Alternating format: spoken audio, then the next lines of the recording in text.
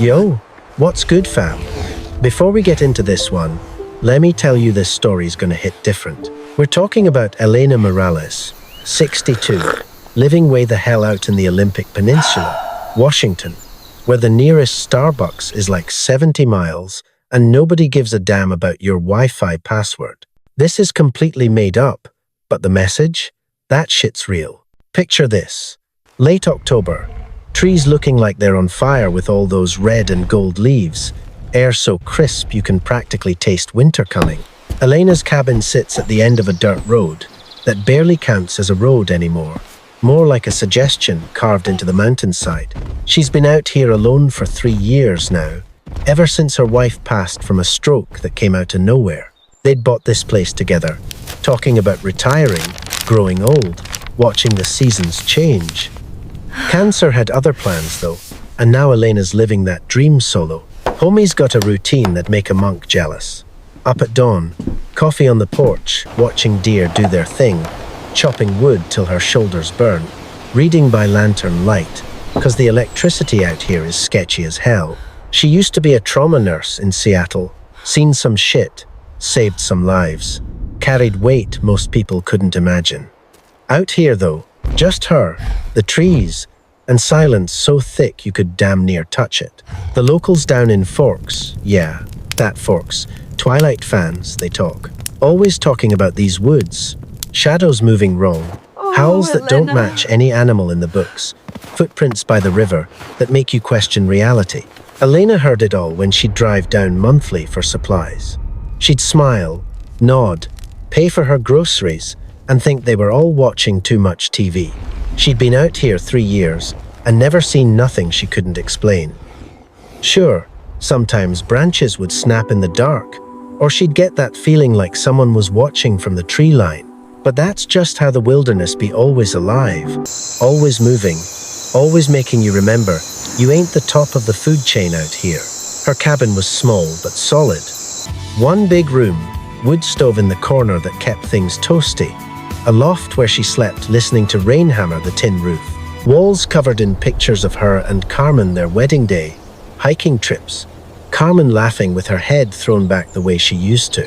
Elena kept those photos up not because she was stuck in the past, but because they reminded her what love looked like when it was real.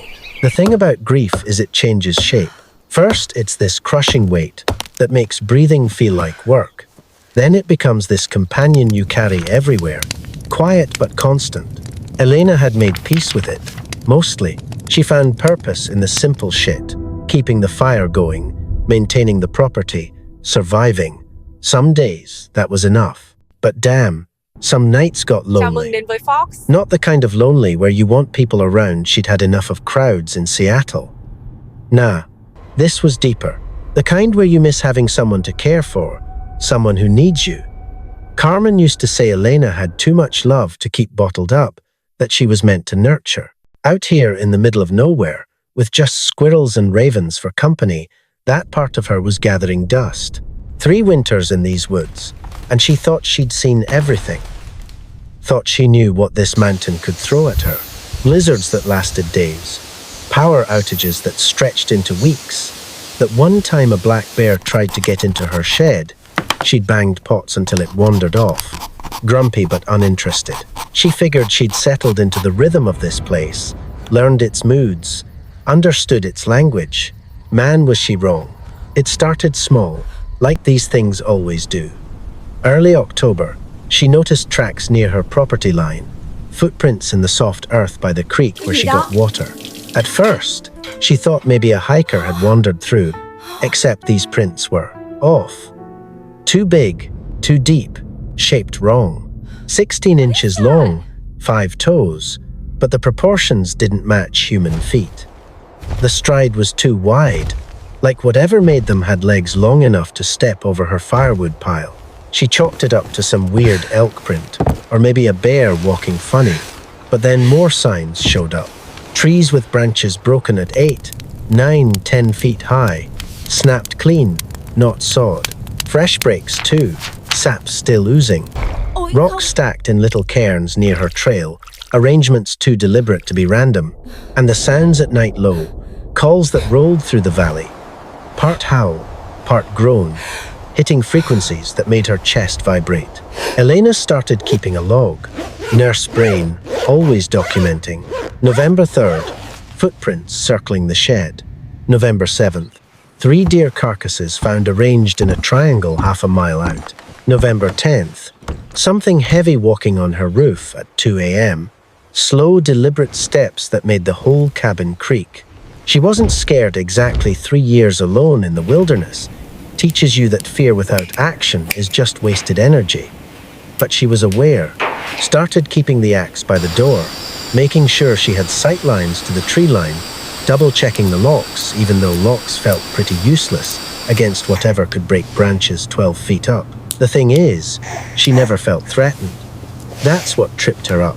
Every animal she'd encountered out here, bears, cougars, even that pack of coyotes that tested her one winter, they all had this edge, this predator energy.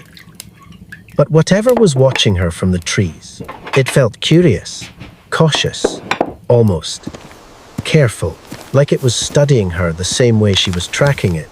November turned into December, and the snow came heavy. Elena spent her days splitting wood, and her nights reading medical journals she'd brought from her old life. Staying sharp even though she'd never suture another wound or start another fore. The wilderness demanded different skills, but she liked keeping that part of her brain alive. December 18th changed everything. She'd just finished dinner venison stew that Carmen used to make, recipe she'd memorized by heart. Sun was setting, painting the snow that orange-pink color that only happens in mountains. She was washing dishes when she heard it, a sound that stopped her cold. Low, mournful, coming from the direction of the tree line. Not wind, not an animal, not anything she'd ever heard before.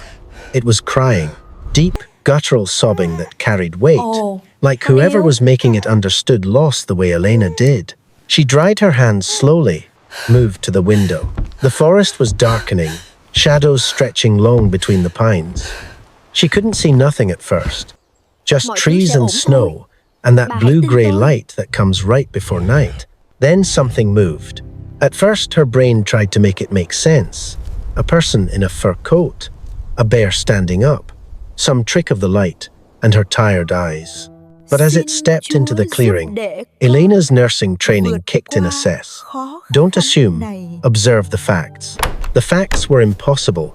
The figure stood maybe 8 feet tall, covered in thick reddish-brown hair that looked coarse and wild. Broad shoulders, long arms, moving with a grace that didn't match its size. But it was the face that got her more human than animal, with eyes that caught the last light and reflected it back full of emotion Elena recognized instantly. Anguish, desperation. The kind of pain that transcends species. And in those massive arms, held careful against a chest heaving with sobs, was something smaller, limp, a baby. Elena stood frozen in her doorway, medical training warring with every rational thought in her head. The mother Bigfoot, because yeah, that's what this was. No point pretending otherwise, stood 30 feet away in the snow. She wasn't advancing, wasn't threatening, just waiting. Their eyes met, and in that moment, Elena understood. She didn't need words. This was a mother with a dying child, and somehow, some way, this creature knew Elena could help. Maybe she'd been watching Elena for months, learning her patterns, seeing her kindness with the animals around the property. Maybe desperation had stripped away instinct and fear, leaving only hope. Maybe it didn't matter why. The mother took one slow step forward, then another, each movement deliberate, non-threatening, her whole body language screaming please. She stopped at the edge of the porch, and with movements so gentle they made Elena's throat tight. She laid the baby down on the wooden planks. The baby was small, maybe 3 feet long, covered in softer fur than its mother, dark brown like wet earth. Its chest rose and fell in shallow, labored breaths. Even from where Elena stood, she could smell it. Blood, infection, something wrong. The mother stepped back, made a low keening sound, then did something that broke whatever was left of Elena's resistance. She knelt in the snow, lowered her head, and waited, A mother begging a stranger to save her child. Elena's nurse brain took over, shutting down the part of her screaming about impossibility. Các người She'd muốn gì learned ở a tôi? long time ago in the ER that you don't freeze when someone needs help. You move, you assess, you act. She grabbed her medical kit from inside the good one, the one she'd kept stocked out of habit, and a thick quilt. Crouched down next to the baby, whose eyes were closed, body radiating heat that meant fever. The mother made a soft grunt, but didn't move, didn't intervene, just watched with eyes that held universes of trust and terror. "Okay, baby," Elena whispered, falling into that calm voice she used to use in the trauma bay. "Let's see what we're working with." She carefully examined the small body and damn near gasped when she saw the wound. A deep gash across the baby's left side, maybe 6 inches long, edges inflamed and weeping pus. The surrounding fur was matted with dried blood, and the skin beneath was hot, swollen, angry red even under all that hair. Wire marks. She'd seen enough hunting injuries to know this baby had gotten caught in barbed wire or some kind of trap, torn itself free, and now infection was winning the war. "All right," Elena said, more to herself than anyone. "This is going to be rough, but we can do this." She looked up at the mother, who hadn't moved. "I need to take him inside. Keep him warm. Clean this wound. You understand?" The mother's eyes held hers. Then she made that low humming sound Here, take again it. and dipped her head careful. once. Permission, trust, a prayer. Elena wrapped the baby carefully in the quilt, surprised by the weight, maybe 40 pounds of solid muscle under all that fur. She lifted him as gently as she could. The baby whimpered, a sound so heartbreakingly small and human it made Elena's chest ache. She carried him inside, feeling the mother's eyes on her back the whole way. Set him down on her couch near the wood stove, started grabbing supplies. This was beyond first aid, but she'd done field medicine before, worked disaster zones, where you made do with what you had. She glanced out the window. The mother had moved to the edge of the tree line, visible in the moonlight now. She'd sat down in the snow, arms wrapped around herself, rocking slightly, waiting, watching. A mother in agony, trusting her baby to a stranger because she had no other choice. "Don't worry, Mama," Elena whispered. "I got him." And for the first time in 3 years, Elena felt that old familiar pull, purpose, need. Someone depending on her skill and care. She rolled up her sleeves and got to work, doing what she was born to do, saving a life. The baby's breathing was shallow and rapid, classic signs of systemic infection. Elena worked methodically, the way she used to in the ER when a trauma case came in, and every second mattered. First priority, assess the full extent of the injury. She carefully trimmed away the matted fur around the wound with scissors, talking softly the whole time, even though the baby was barely conscious. "I know, sweetheart. I know it hurts. We're gonna get you fixed up." Old habits. She'd always talked to her patients, even the ones who couldn't answer back. With the area cleared, the wound revealed itself fully, worse than she'd thought. The barbed wire, because that's definitely what this was, had cut deep into muscle tissue. The edges were ragged, infected, probably 3 or 4 days old. In a human, this would mean antibiotics, possibly surgery. Out here, in her cabin, with a creature that shouldn't exist, she'd have to get creative. Elena boiled water on the stove, sterilized her supplies as best she could. Her medical kit had the basics: antiseptic, gauze, surgical tape, some prescription antibiotics she'd kept from Carmen's last hospital stay. She'd also collected herbs over the years, learned from books what grew wild out here. Yarrow for bleeding, plantain for infection, Oregon grapefruit as a natural antibiotic. The baby stirred when she started cleaning the wound, made a sound between a whimper and a growl. His eyes opened briefly dark, so dark they were almost black, but with flecks of amber that caught the lantern light. He looked at her with an expression that was way too human, too aware. Then his eyes rolled back, and he went limp again. "Stay with me, baby. Stay with me." She flushed the wound with antiseptic-laced water, working quickly but thoroughly. removed bits of debris, tree bark, dirt, what looked like rust from the wire. The baby's body jerked, but he didn't wake up. Fever had him deep. Elena packed the wound with a poultice she made from crushed Oregon grapefruit and yarrow, mixed with honey as a binding agent. Old school medicine, the kind that worked before pharmaceuticals. She'd give him antibiotics too, but she had to guess at the dosage. He probably weighed less than a full-grown human, but his metabolism might be different. She settled on a child's dose and prayed she was right. Wrapped the wound in clean gauze, secured it with surgical tape and strips of cloth. The baby's breathing was still labored, but maybe slightly less frantic. She covered him with blankets, kept the fire burning hot. Fever needed to break, but she also needed to keep him warm. Shock was as dangerous as infection. Outside, through the window, she could see the mother still sitting in the snow. Hadn't moved. Just watching the cabin like her whole world depended on what was happening inside. Elena grabbed a mug of water and some dried venison, stepped out onto the porch. The cold hit her hard after the warmth of the cabin.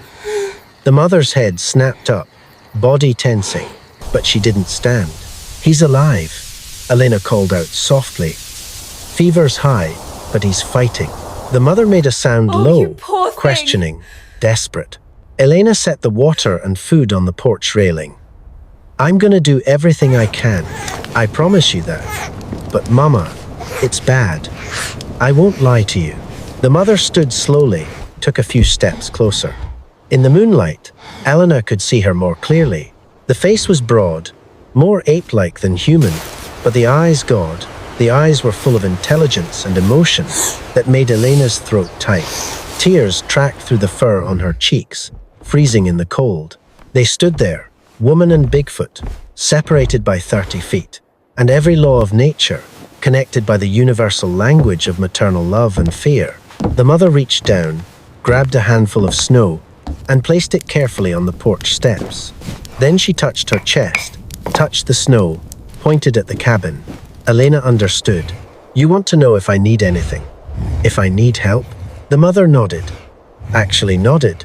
Elena felt her whole understanding of the world tilt. One. Just stay close. All right, Martha's He might here. need you. Might need to know you're here. The mother made that humming sound again, softer this time. Then she retreated to the tree line and sat down in her vigil, unmoved by the snow still falling, unwilling to leave her baby even for warmth or safety. Elena went back inside. The baby hadn't stirred. She checked There his you pulse go, strong little but too one. fast, his skin hot Looks like beneath you're the healing fur. up nicely. She spent the night beside him, monitoring his breathing, replacing the compress on his forehead with cool water, talking to him in Spanish and English, the way she used to talk to scared kids in the ER.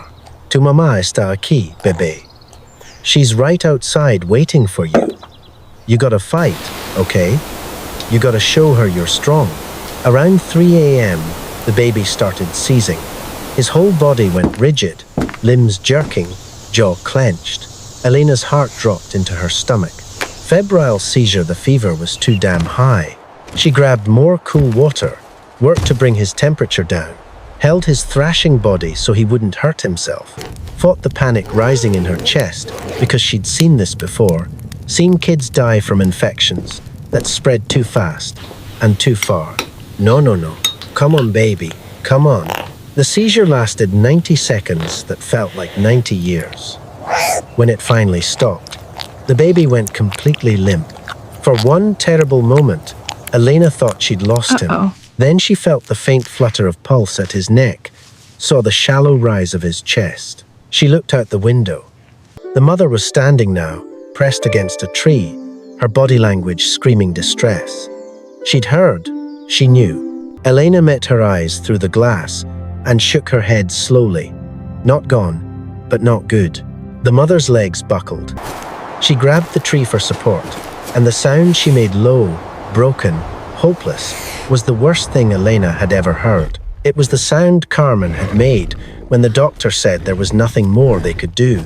The sound of a mother facing the unthinkable. "Fuck this," Elena muttered.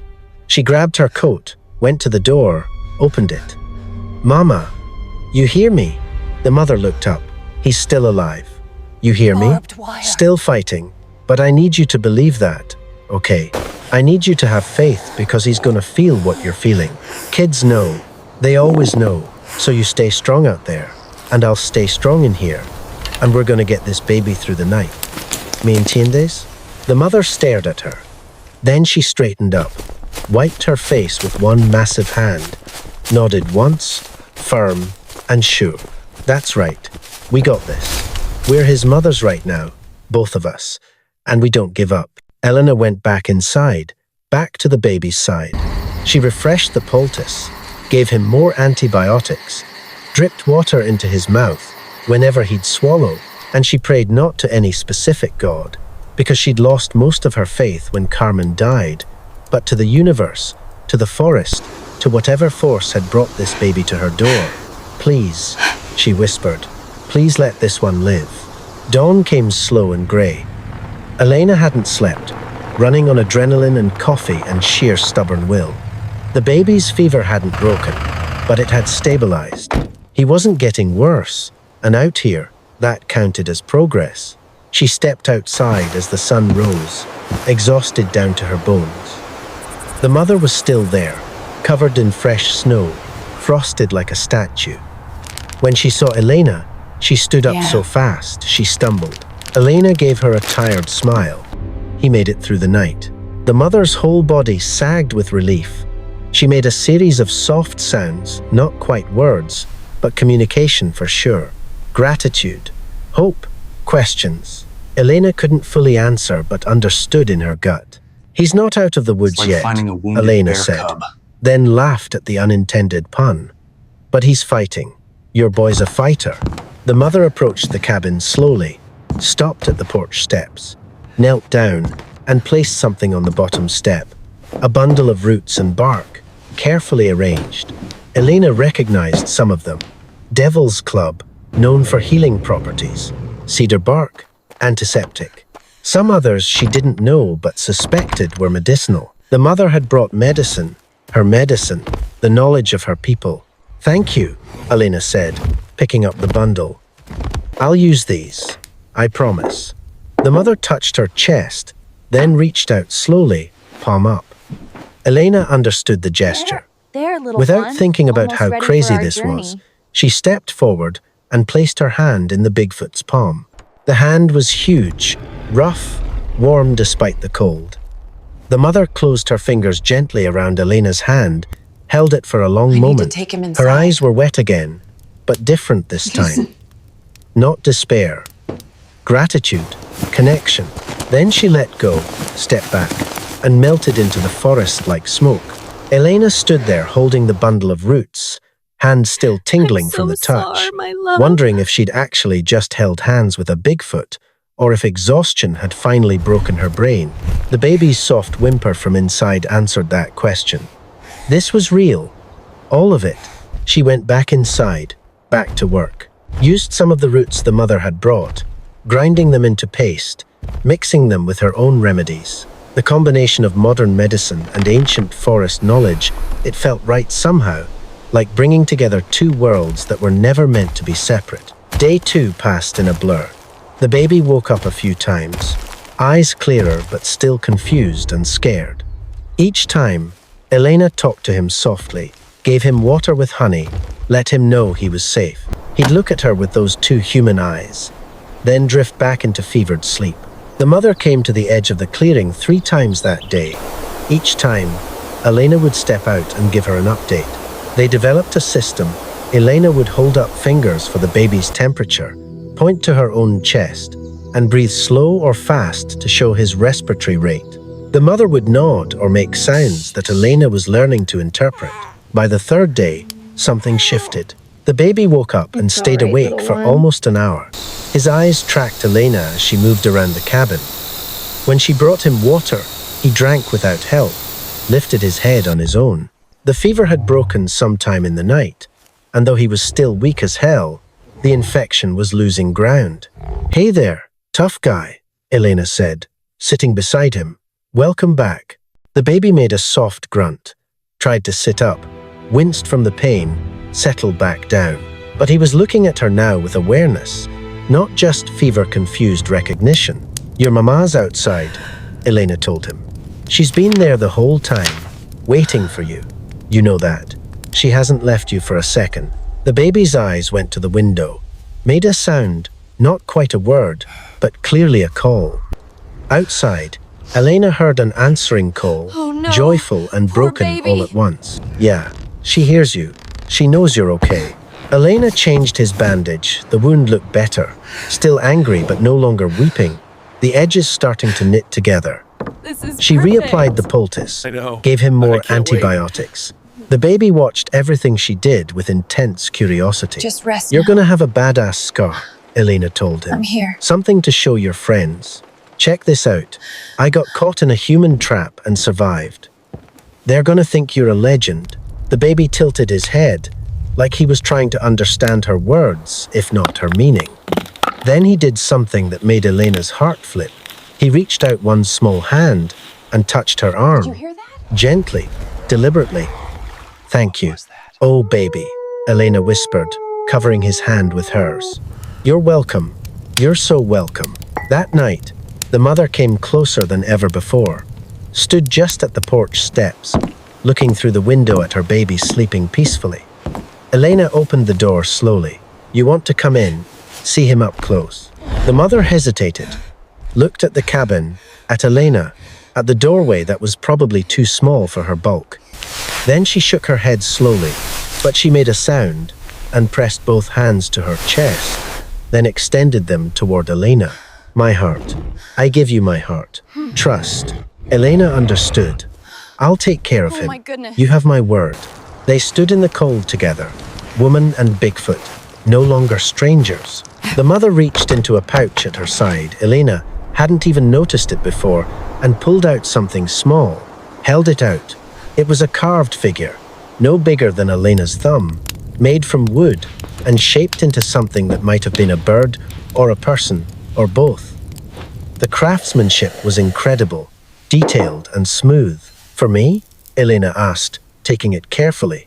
The mother nodded, made a sound, pointed at Elena, pointed at the carving. Gift, friendship, something more Elena couldn't quite name, but felt in her bones. Thank You're you. not dying here. I'll treasure this. Not on I my swear. watch. The mother touched her own chest again, then pointed at Elena's heart. Then she turned and disappeared into the darkness, silent as always, leaving Elena standing in the cold holding a hand-carved figure that proved magic still existed in the world. By day 5, the baby could sit up on his own. By day 6, he was trying to stand, wobbling on legs that were still weak but getting stronger. Elena fed him broth and mashed berries, bits of dried fish.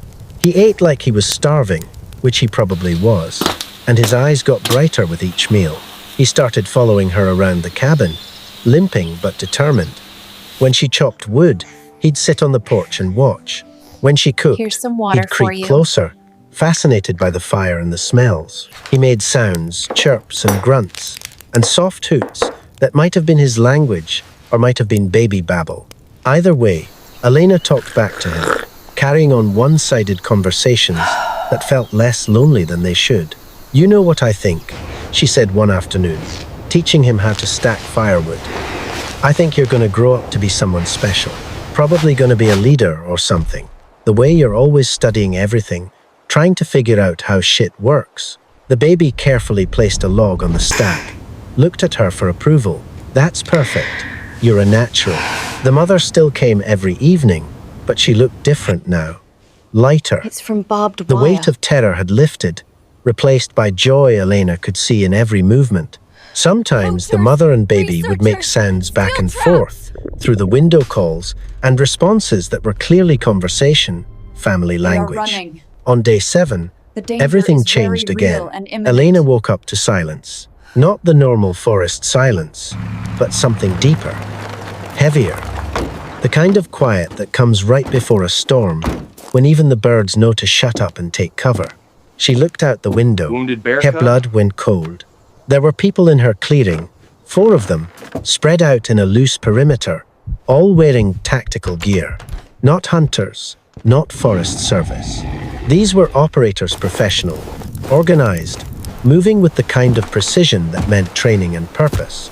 And they all carried tranquilizer rifles. Elena's mind raced.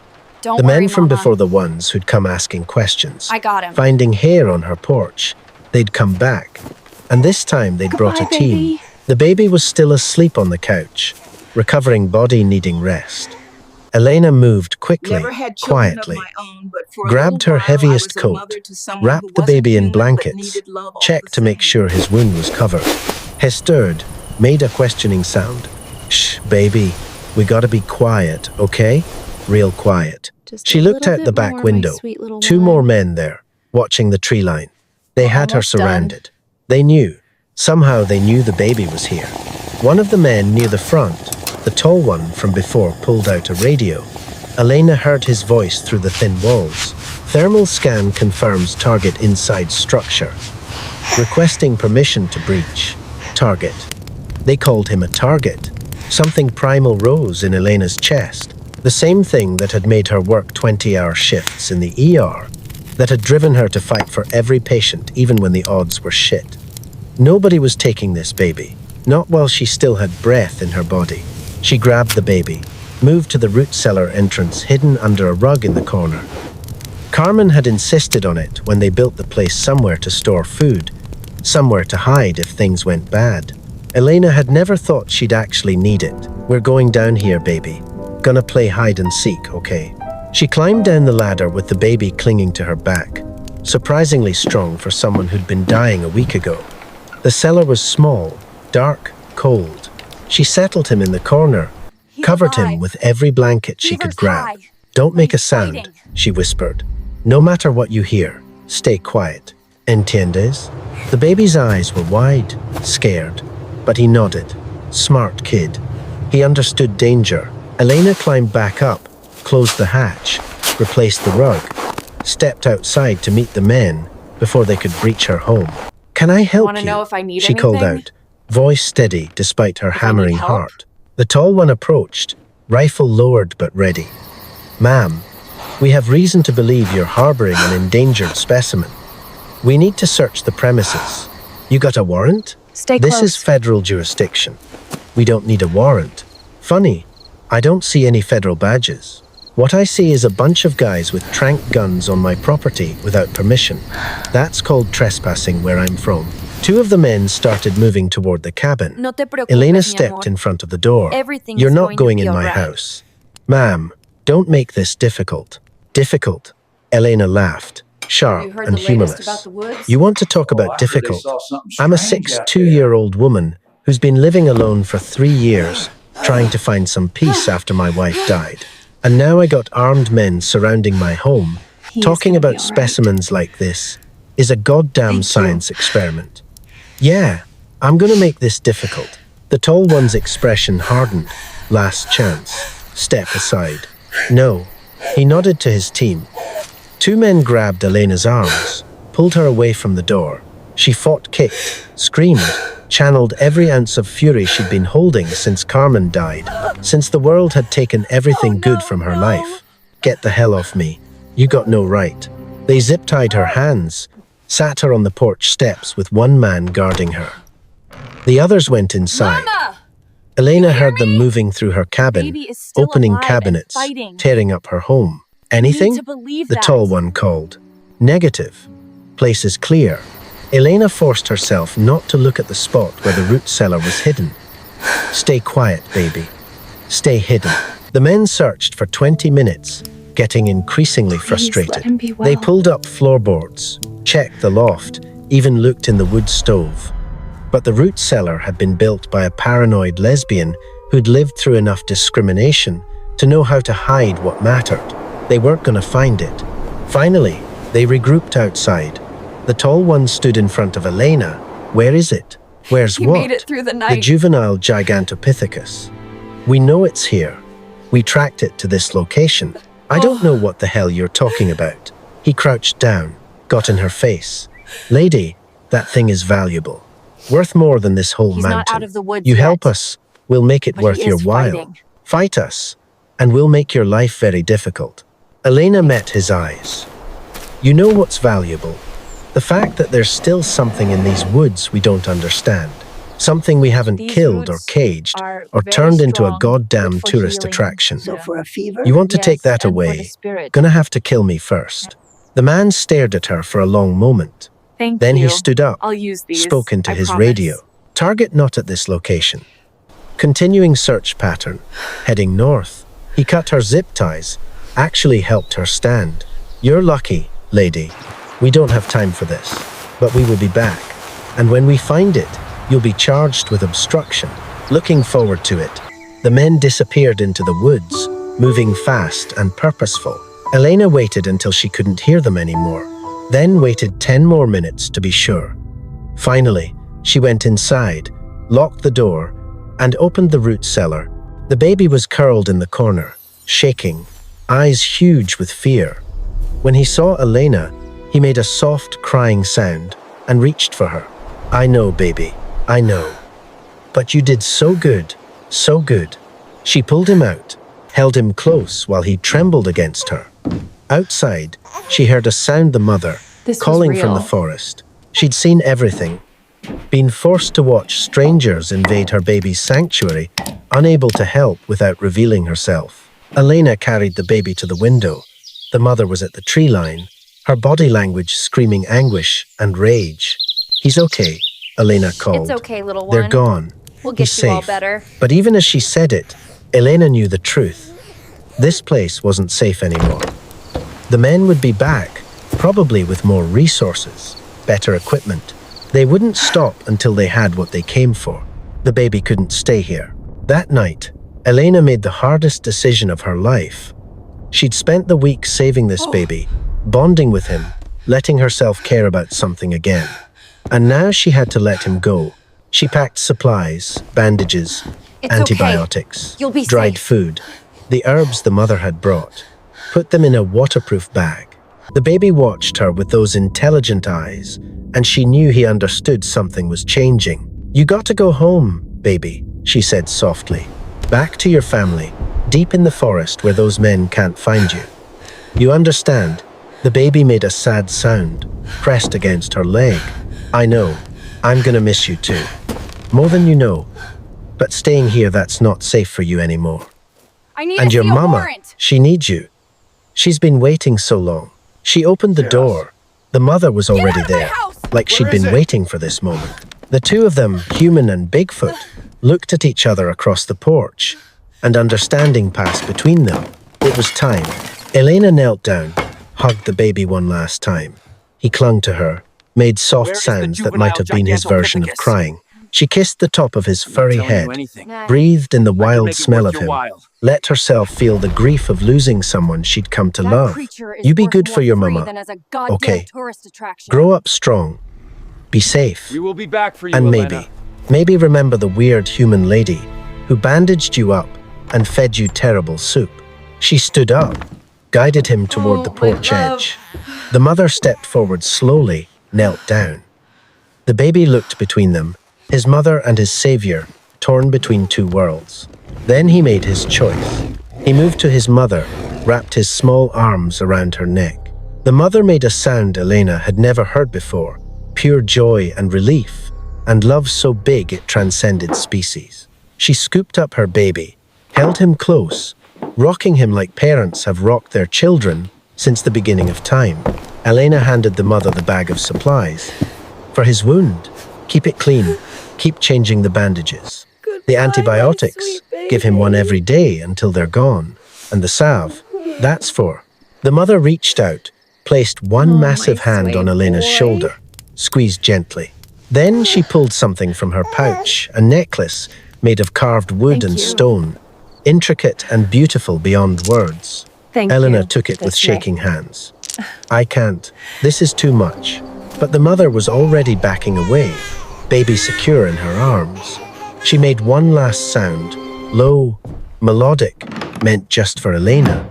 Then she turned and walked into the forest, her baby's arms wrapped tight around her Where is it? neck, Find it both now. of them disappearing into the trees like they'd never been there at all. Elena stood on her porch as the sun rose, the necklace heavy around her neck, the carved figure from before clutched in her hand. The forest was quiet again, Normal. Like the last week had been a dream, except for the ache in her chest, except for the tears on her face, except for the knowledge that magic was real and love transcended every boundary humans had ever drawn. She went inside. The cabin felt empty now, hollowed out.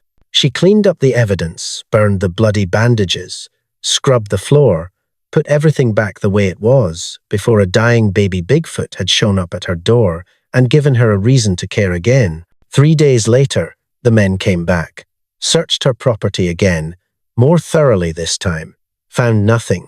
They threatened her, warned her, told her she'd be under surveillance. Elena smiled.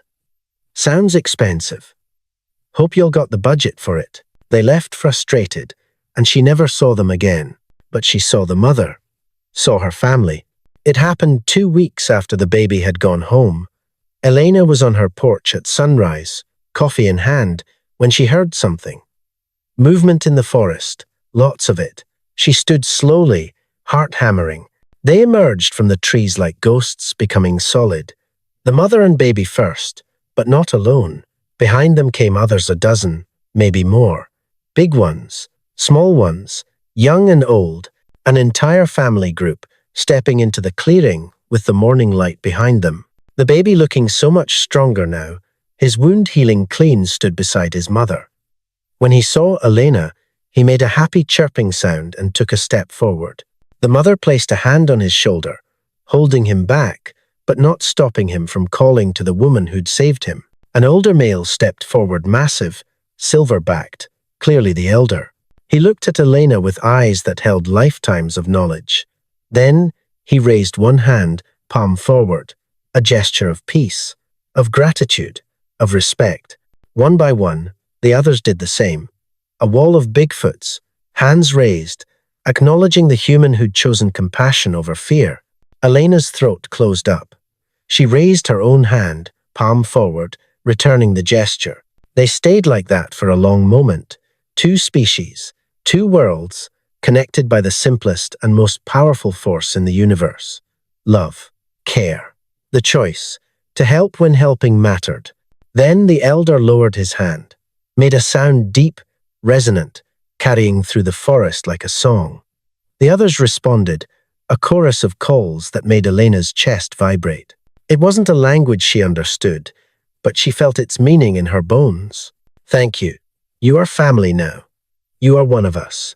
The baby broke free from his mother, ran to the edge of the porch, stood up on his back legs. He'd grown so much already, and placed something on the railing, a bundle wrapped in leaves. Then he looked at Elena one more time, made that soft sound she'd come to know as his version of love, and ran back to his mother. The family turned as one and walked back into the forest. Disappeared like smoke, like dreams, like every story Elena had thought was impossible. She waited until they were gone, then walked to the railing, opened the bundle. Inside was food, berries and nuts and roots she didn't recognize. But also something else. A drawing, made with charcoal on bark. 2 figures, one large and furry, one smaller and human-shaped, holding hands, and between them, a small figure with big eyes and a bandage on its side. A family portrait. Elena hung it above her mantle, right next to the pictures of her and Carmen, because this was her family now too, connected not by blood or species, but by the choices they'd made when it mattered most. So what's the lesson here? Right. Real talk, this whole story's fiction. But ask yourself something. If something impossible showed up at your door, wounded and desperate, what would you choose? Fear or compassion? Elena could have called those men. Could have protected herself, avoided all the risk and danger and heartbreak. Instead, she chose to help. She chose to see a baby who needed saving instead of a creature that shouldn't exist. She chose love over fear. And in doing that, she found something she thought she'd lost when Carmen died. Purpose, connection, the knowledge that even in the darkest woods, even in the deepest loneliness, there's still room for magic. The Bigfoots never forgot her. Every few months, she'd find gifts on her porch, bundles of food, carved figures, sometimes just a single feather or a pretty stone. Small reminders that she wasn't alone, that she was part of something bigger than her grief, bigger than her isolation. And sometimes, late at night, she'd hear them, calls in the distance, moving through the valley. She'd step onto her porch and listen, and sometimes she'd call back just a simple sound, nothing fancy. And they'd answer, their voices carrying through the darkness like a conversation between old friends. The baby grew up. She saw him once more, years later massive and strong, with a scar on his side and a family of his own. He stood at the edge of her clearing, and when he saw her, he raised his hand the way his grandfather had done. Palm forward, peace, family. Elena raised hers back, tears streaming down her face. "Look at you," she whispered, "all grown up." He stayed for just a moment, then turned and walked back into the forest. But before he disappeared, he looked back one more time, and in his eyes, she saw recognition, gratitude, love that crossed every boundary the world had ever drawn. She lived another 15 years in that cabin, died peacefully in her sleep one winter night, the carved necklace around her neck, the drawing above her mantle. When the neighbors finally found her body weeks later, they found something else too, her porch covered in gifts. Hundreds of carved figures, stones, feathers, all arranged in a careful pattern around her door, a funeral made by family. The Forest Service officials didn't know what to make of it, wrote it off as some weird artistic statement. But the locals knew. They'd heard the howls the night Elena died, echoing through the mountains like a chorus of mourning. They'd seen the massive footprints in the snow around her property, a circle of protectors saying goodbye. Some things can't be explained. Some connections run deeper than science or logic. Some love transcends species, transcends understanding, transcends death itself. This whole thing's fiction, but the message about choosing kindness when fear's knocking, that's the realest thing I can tell you. The world's full of impossible things, things we don't understand, things we're taught to fear, things we're told don't exist. But what if, instead of running, we chose to help? What if we chose to see the need instead of the danger? Elena was just a nurse who'd lost everything, living alone in the woods, trying to survive her grief. But when something impossible needed her, she became so much more. A healer, a mother, a bridge between worlds. Would you open that door? Would you choose helping over hiding? Would you risk everything for a baby that shouldn't exist but was dying anyway? Drop your thoughts below. And remember, the most impossible thing in this story isn't Bigfoot. It's the choice to love when fear would be so much easier. Peace, fam. Choose kindness. Always choose kindness.